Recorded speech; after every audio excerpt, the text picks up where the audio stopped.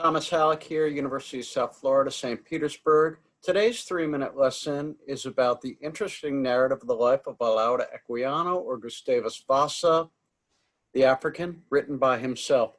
There is so much to talk about in this incredible, amazing narrative of an enslaved British African. I would like to focus on one scene in chapter 2, drawing attention to Equiano's verbal artistry. At this moment, Equiano is briefly reunited with his sister, and he describes the event with such extraordinary verbal artistry. The first-time readers just might miss how amazingly well constructed the scene is put together. Let's go to the text. Take a look at it.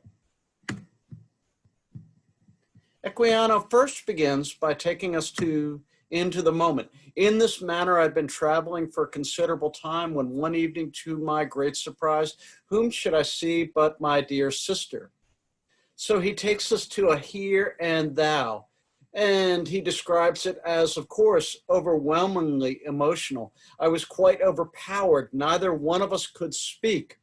Our meeting affected all who saw us. And from there, from that emotion, he gets a dig in at the British slave traders, the sable destroyer of human rights. So he goes from the personal to the political. As you read on, he describes this absolutely heartbreaking scene in which his sister and his hands are crossed over the person that was holding them in bondage. And then he shifts to a highly dramatic apostrophe, one of William Shakespeare's favorite rhetorical tools. Thou, dear partner of all my childish sports, thou sharer of my joys and sorrows. Now, if we stop and think about it, there seems to be a very small chance that his sister would actually read this book, this account. Instead, it's a kind of theatrical or performed emotion or speaking to her.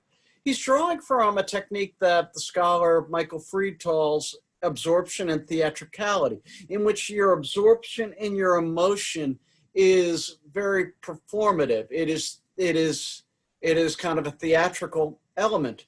And from there, he uses his individual experience to speak to the entire slave trade, the pestilential stench of the Guinea ship, the seasoning in the European colonies, the lash and lust of a brutal and unrelenting overseer.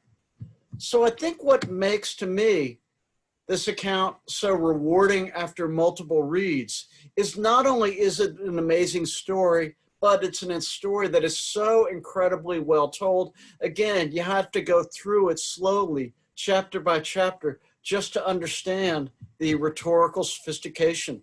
Thank you very much.